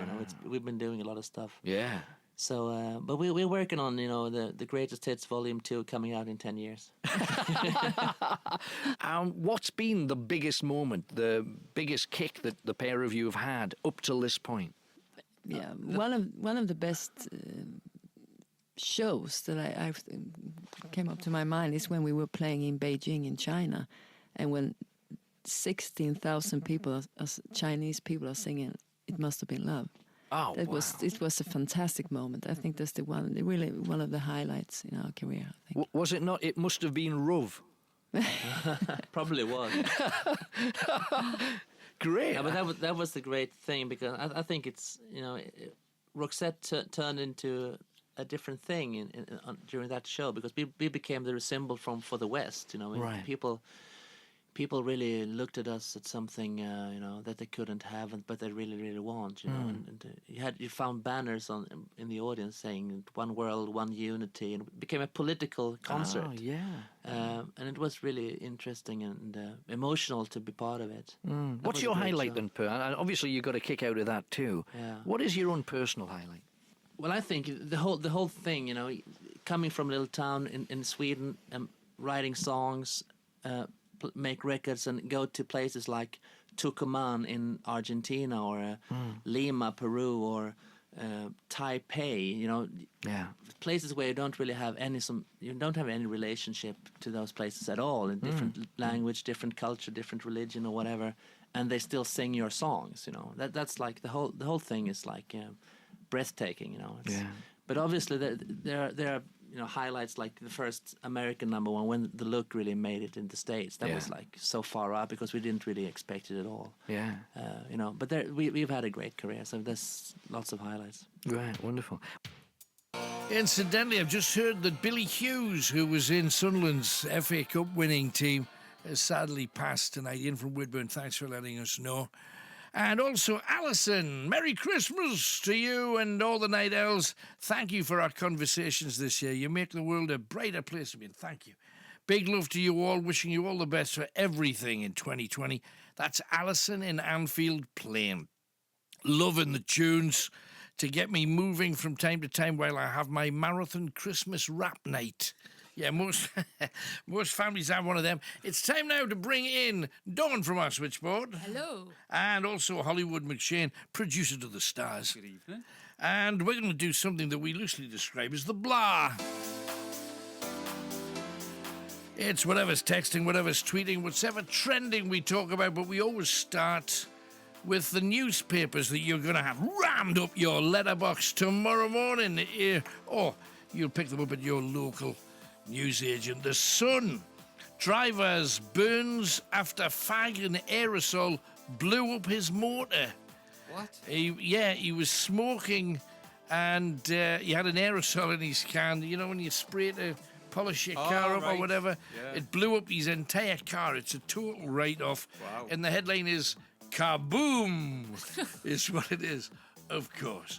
The Daily Star. Here we go, throw it darts. We've had that amazing woman, Fallon Sherrick. Do you watch any of the darts? She was amazing. I saw it. I saw the clip. I was cheering out loud for a darts Is she player. English? Yes. It's a funny name. I've never heard that name before. I've seen a clip of it on the news the next day. I mean, I was just obviously woman beating the men. I was overjoyed at that. It was brought to my attention, and she says, "Have you seen what's happening on the darts?" And you start watching, and she's beating this guy who's like top 10 darts player, but not just. Oh, that was lucky. I mean, she was amazing. I heard everyone cheered because I was at work, and everyone just cheered in the bar. I was like, what the cheering? I was cheering. I was at home, and I'm yes, good in. So well done, Fallon. Anyway, also 91 flood warnings for Christmas. Wet Christmas on way, according to the Daily Star. And Caroline Flack says it's the worst time of her life. Do you care? I mean, the Daily Mirror, festive miracle appeal. All I want for Christmas is a new heart. Lovely looking little boy called Harry. He's 4. He needs a life-saving transplant. My goodness. And the thing is, there's nothing you can do about that because you're actually relying on something awful happening to another little boy to get him to... It's not like if it's a kidney or a liver and a living donor can donate. No, it's a heart, and we wish him well, but, what do you... Hopefully that headline might get him one. Well, yeah, but it still requires a child to die, is the thing. The Times, 1 million women at surgeries where there's no female GP. Does it bother you, a man scraping around your bits? As long as somebody's going to make me better. They're usually female in my doctors, to be fair. They've always got a female nurse at the doctors, so if there is anything... My surgery, it's all men except one lady who happens to be my doctor. But does it bother you that showing you bits and pieces to a woman? Well, I didn't show me bits when I went to the doctor's last time because well, it was something to do with the cough. It doesn't have to be last time, but I mean... Imagine I've got a bad cough and getting me bits Have you out. ever showed you... No. No? I mean... I've flown, mate. When I was, younger, when you get the MOT, then probably then. Right. So... I'm just not bothered as long as I'm getting seen and getting fixed. Fair enough. Yeah. I mean, when you get to a certain age, as night owls will know, they want to look at everything, every nook and cranny they possibly can. I think once you've given birth as well, it doesn't matter. Absolutely. You've lost all your dignity then. You certainly do. The Times, extremists hold Sharia trials in British prisons, which has to be stamped out, I would have thought. And The Guardian, fix our flood defences now, northern leaders warn PM. And also, because it's the winter solstice, The Guardian, the only one who's sent it in, the whole pagan thing, front page, few pagans kicking around Stonehenge with Santa capes on. So a little bit of a mixed faith system message there, but nice to know that somebody's bothered with it. Daily Express, scientists discover why sufferers get type 2 disease, wonder NHS diet to beat diabetes. There you go. And I would imagine if my wife's seen that, I'll be on it in the morning. And also, the Daily Telegraph, BBC boss rejects election bias accusations. And GPs in Britain are amongst the highest earners in the Western world. So that's what they get for looking at my bits and Do you pieces. think there'd be more women wanting to do it then if it's a good paid job? Well, you would think. But you say, maybe they're moving abroad, who knows? The Independent, the BBC makes the most of Christmas cast, and £50 million paid to parents over a maternity scandal. So if you want to read about that, that's the Independent. Daily Mail revealed how rogue firms sell fake glowing appraisals to online retailers for £13 each. Millions duped by trusted Amazon reviews. So a firm can buy a good review. You can buy them for pence. I've seen a program on really it. So cheapest. that you don't trust reviews from Amazon as much as you would think.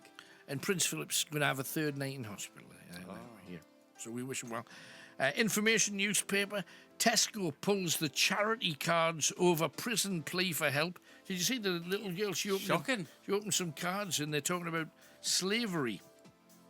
And they're obviously going to be looking into that. Financial Times, negative yield debt pile shrinks by $6 trillion as recession fears ease. I'm sure that's dramatic, but... It is, but... It sounds positive. But it's dollars, so it's them, it's not us. They're worried they're going to have a recession in Trumpland. So, hey-ho. Anyway, let's move on and head across to you, Dawn. What's your story for the blah tonight? Mine's coming from America. A Okay. woman bought a Christmas tree. Real Christmas tree. I think most of them are in America, aren't they? Right. Covered in what she thought was pine cones. She got it home, saw what she thought was pine cones all over the tree, until she woke up one morning and found thousands of praying mantises. What? What she thought were pine cones were actually sacks that held up to 200 praying mantis eggs each. Oh my goodness. And they'd all gracious. basically They're hatched everywhere. and like she found them crawling up her walls and all over the tree and everywhere. Absolutely terrifying, though, It's isn't it? like kind of like double check your trees. If you've No, got the real absolutely. ones. There was Apparently there was another woman as well who had a load of spider sacks, and it was a similar thing. Didn't realise until she woke up one morning and there was millions of spiders crawling all up. There was a story, and you don't. Some of these become urban legends, and then you don't know whether they've ever been true. But there was a story about 15 years ago where somebody bought a pot plant for somebody for Christmas, and it was one of them cheese plants that they grow really large, though, if you look after them properly. But this one had a foot-sized pot, and the plant was about 3 foot, so a decent-sized pot plant to buy somebody for Christmas. And they put it in their living room, and the following morning they got up, and the tree had been tipped over, and the pot was off the soil, and in the soil there was holes, as if something had been in there. And then it was discovered that tarantulas lay their eggs in the soil near where cheese plants are, and when the eggs hatch, hundreds of little tiny tarantulas come out of the plant. I don't know whether it was true, but it stopped people buying cheese plants for I bet. ever. And chucking them out if they had one. For sure. What's your story for us? Yeah, what's grounds for divorce these days? Do you want me to go through the list? Well, the blah section isn't that long. No, I'm going to say it isn't. Basically, a woman considers divorcing her Tory voting husband. So she found out that he voted Tory, and she'd always thought that he was voting Labour until this election just gone, where she sneakily found out, and she's thinking of divorcing him. Do you think that's... Well, you see, what I said last week was true. I said that if you come from the northeast and you've heard this strange humming noise, it was the sound of our fathers turning in their coffin. I know. Because it's the last thing that you would expect from the north. I think it's broken up friendships and everything, hasn't it? I think on that one, it would depend on his reasons for voting. Because I know people that voted for that purely because they want immigration sorted. Right. And it's like they can't get past the whole Brexit and immigration thing, so they'll be like, well, we need to vote for Boris. And it's like, but what about we'll the rest vote for Boris, and then in 5 years we'll be desperate to get them out again. Like, I know, the NHS thing is terrifying. I think potentially there could be grounds for divorce if there's that kind of... I suppose if it gets worse, if it's the and reasons and that's the reason, then, people's friendships probably have broken up and things like that. So have you had that kind of battle in your family when you were getting to the poll station? You're grabbing his hand and trying to make it go into whoever you were supporting. Have you got a little internal battle in your family? Pick up your telephone and give us a call. 01914 888 3188, and that is what we call the blah. 0191 488 3188. This is Night Owls. Greatest hits radio. Call Blimey Love a Duck. Tim's just been on. Says, Alan, I haven't heard you mention any kidney stone problems for a while. Oh, Blimey, don't mention that. Last Christmas, I had to go in a hospital and have all kinds of stuff up the end of my... So, hey, he's saying, what are you doing to prevent stones? Because it seems to be working. Worrying is what, is what I'm doing, Tim. But thank you for that. And talking about Eastern Bloc countries, he says, this is not something discussed in detail, but I believe many of these Eastern European countries ascended to EU status as a direct result of NATO being able to put defences closer to the Russian border. This was in direct contravention of an agreement signed by NATO and Russia to prevent it. It led to escalated tensions within the EU in the 90s and noughties, and further with Ukraine recently. I've approached this from a military historical point of view. I've spent a fair amount of time out there also, but seeing many immigrant and migrant workers in London doing exactly as you describe, but they pay taxes, like all of us. If they're dodging, that's their employer working the system. I've known many EU workers, and I've found them harder workers than anybody else. And that's kind of my finding also. That's Omar from his fallout shelter, because he expects to get slapped for that. It's your view, and you're entitled to it. Mark is wondering how the government expects people to, the job centre, how do you expect people to do a job search when all the companies are not answering? It's Christmas and they're all away home. And Anne Compson, I'd like an apartment in Portugal, Alan. As you know, before I tell you, because I go on about it all the time, hope you, Jen, and the Night Owls have a lovely Christmas. I just know you'll get more nights next year. Well, we'll see. And Chris, the truck driver from Wales says, I was watching an interview with James Cameron, the director of the Titanic movie, and he said that when they discovered the wreck, they didn't find any bodies nor skeletons. They just found pairs of shoes.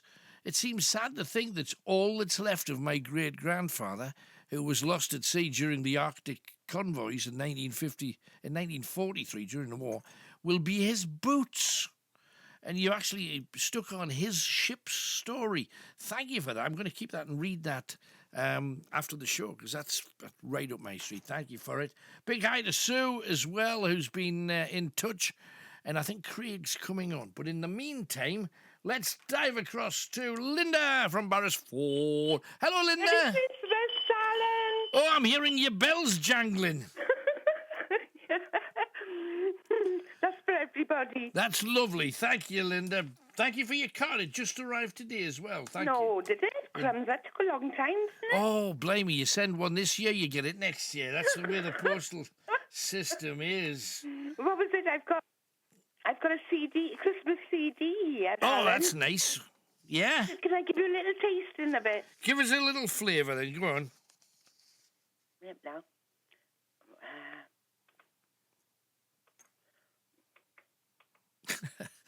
Right. Come on then. It's my technology now. Yeah, I tell you. Smoother than I usually manage on here, so go on. If I put play on, it might work. No, it's not. No, just tell me who it is then, Linda. What was it? It's a CD of me. Of you? Oh, how blame me. On the dusty road, got to keep on plodding on with your precious load. Oh, there you go. What was it? What was it? Sorry, I didn't get it before now. Right. So I thought that's Little Donkey. That used to be my nickname when I was at school. It's a long story. I thought you would do like German covers like O Tannenbaum and all of that. You know, I wasn't well enough, to be honest with you, Alan. No? Turn that off. No, right. Oh, that sounds like a good effort to me. What was it? Brilliant. There was no practice. It was just I had to go for it sort of thing, you know. That's brilliant. Well done for that special. Why is Christmas just like any day at work? Because it's crackers? No, you do a batch of work and some fat guy in a suit gets all the credit. Oh, there you go. There you go. What would you call him if you deep-fried Santa Claus? Kentucky? No, Crisp Kringle. There you go.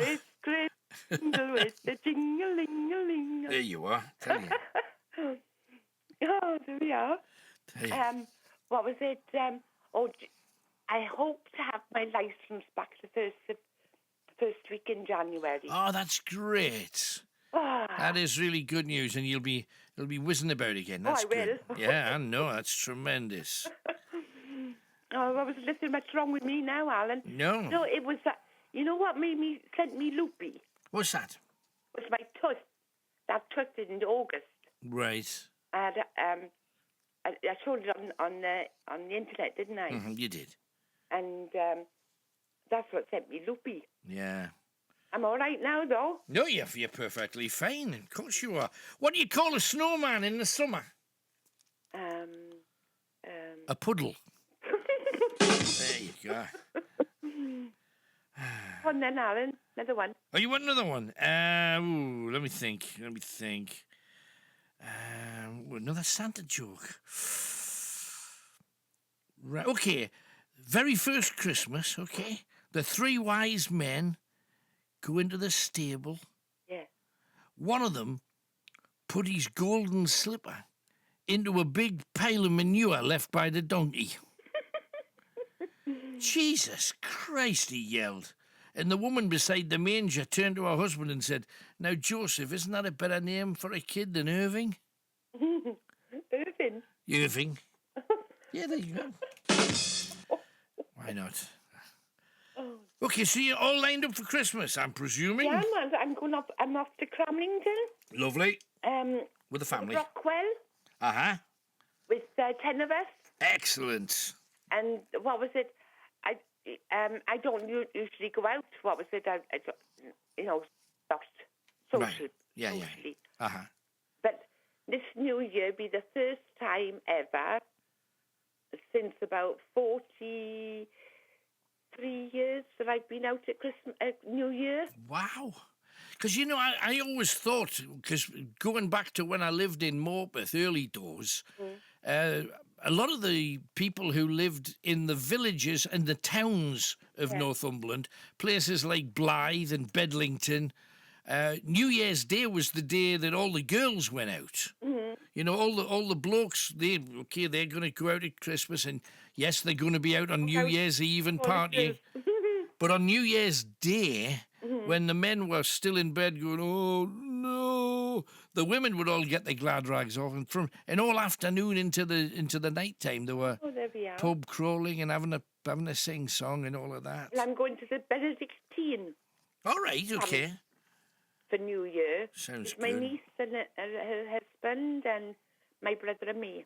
Right. Paul's just sent me a joke in for you as well, because I've been delivering it. Oh, there we are. What do you call a nun on a mobility scooter? Don't know, Alan. Virgin Mobile. There you go. Dear. Oh, it gets worse. I know. It's always one. And there he was. Right, so are you set? Is everything else done? It sounds like you're planning well and you're going to be out and about with lots of people, which is always... the best fun is being with people. It's no good being on your own. Forget the presents, be with people. Yeah. That's what it really is all about. Well, Christmas presents is nil this year because I've had to pay for my tax insurance for the car, even though I'm not driving it.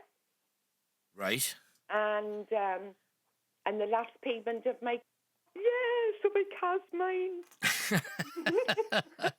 That's tremendous. Oh, I couldn't be happier. You have a lovely time, Linda. Thank you so much. What was it? Can I wish everybody? Yeah, good. Jean, happy Merry Christmas, and Ian, and Neil, and Angela, and Victoria, Andy, Jacqueline, Leslie, my mum and dad. All the people that I can't think of at the moment. That's all right. They all know. Hey, thank you, Linda. All the best, darling. Merry Christmas. Merry Christmas. Bye. Keep ringing that bell, lass. You do it. Thank you very much. So there she is, Linda in Bursford. Quick break, and then we have Craig, who's in Peterlee. This is the home of Alan Robson's Night Owls. With the voice of the North. Greatest Hits Radio. You are with the big one.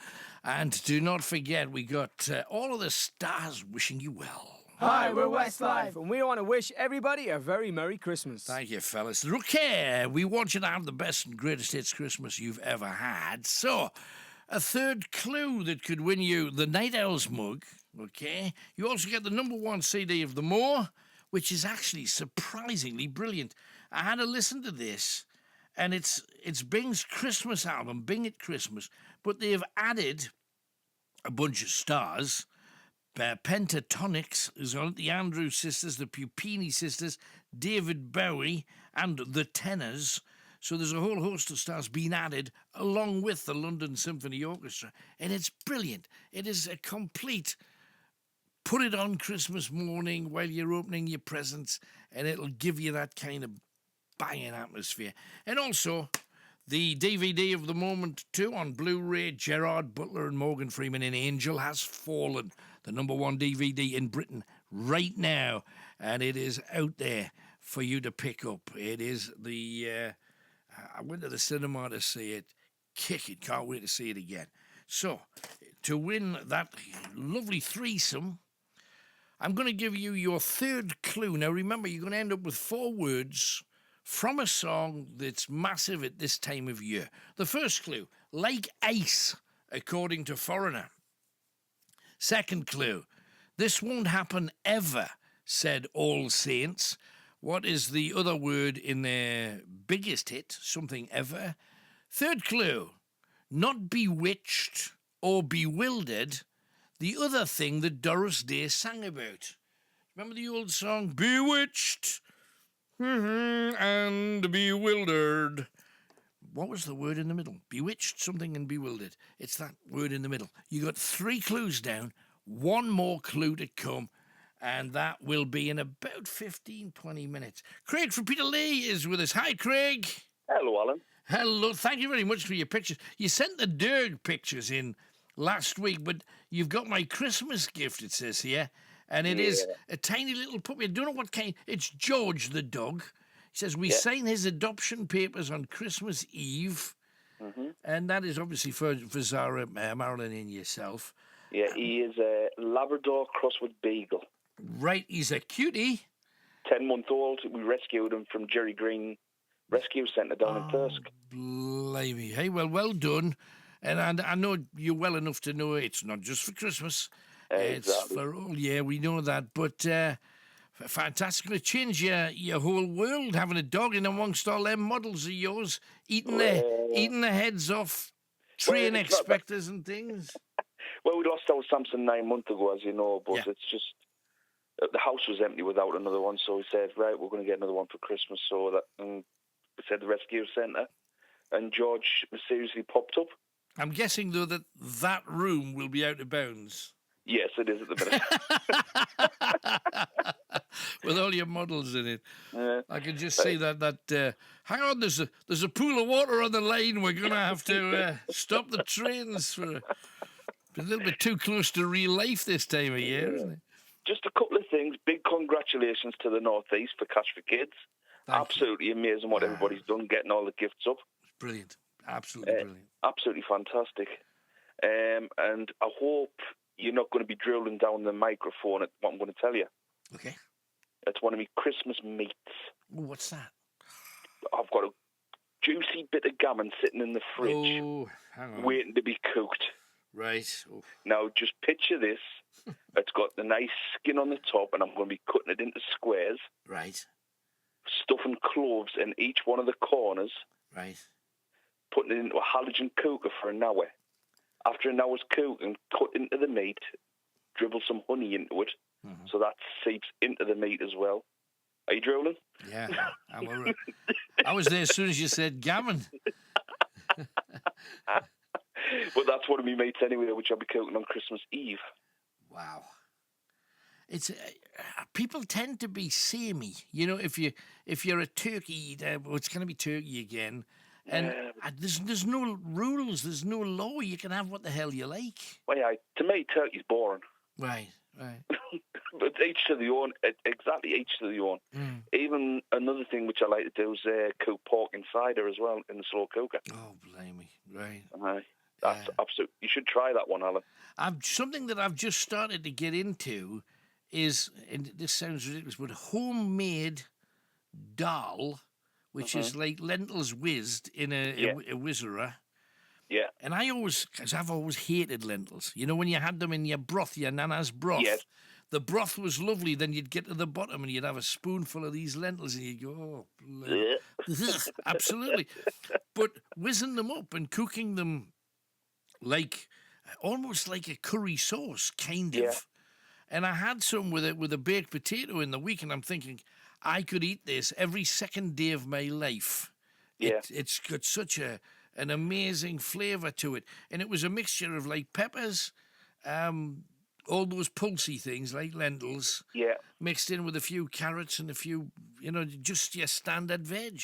And I'm thinking, I'm not sure I could become quite a vegetarian. I like me chicken and me prawns a bit much for that. But I was stunned at it. The flavour of it was amazing. Yeah. I mean, it's like I said, the pork. You get your slow cooker. Yeah. Drop your piece of pork in the slow cooker. Add 2 tins of cider. Let it rip overnight on slow cook for about 9 to 10 hours. Yeah. Take it out. Make the gravy within the pot. pull the pork and drop the pork back into the gravy. Well, that's definitely it. I'm going to be... You see, this is Christmas morning for me now, thinking of you pulling your pork. There you go. That's what I'll be doing, Craig. Very good, very good. I have no doubt about it. Hey, but it's just different things. I like the fact that people are going to try something different. And it was weird because I was in a takeaway, an Indian takeaway. Very nice. And a guy went up to the counter and he put his Christmas order in, and I went, "Ooh, hang on a second. Your Christmas, like who's open? What Indian do you know that's open on a Christmas day?" Well, that's just precisely it. And they said that they were going to cook it in the morning, and then people had to collect it by 12 o'clock, and then they were closed for the rest of the day. But they were all going to come in at like 7 o'clock, cook everybody's orders, have them waiting in bags. So instead of you having to spend like 2 hours ramming cloves in your gammon or whatever you're doing, you know, cooking your potatoes or looking after the turkey, because all of that's a faff, let's face it. This Indian restaurant was doing the Christmas morning, we're giving up for you. And the guy's going, we'll have 2 naans, we'll have 4 papadums, we'll have... And he's stacking it up. So you can imagine, all they've got at home is a tablecloth and a knife and fork and a couple of plates just waiting for the food to arrive. Yeah. Then quick ding and you're away. Yeah, I mean, there's a cafe in Peterlee, and she's going to be open on Christmas Day. Wow. Serving Christmas dinners to everybody who can't make, have the Christmas dinners at home. That's basically. That's great. But absolutely fantastic for them people opening that. But it's called the Eden Casa for them allowed to promote that one. No, absolute respect to those people that give up their time just to help the few people that don't conform, because there's a lot of people that for numerous reasons either don't or can't. So it's nice when they do anything like that. Hey, well, love to the family, Craig. Thank you so much. Yourself. Have a good Christmas. I will, mate. You take it easy. Yeah, take care. Talk to you on the other side. Thanks, man. All the best. No, we got to play at least one of the best as well, haven't we? Because we're the greatest hits.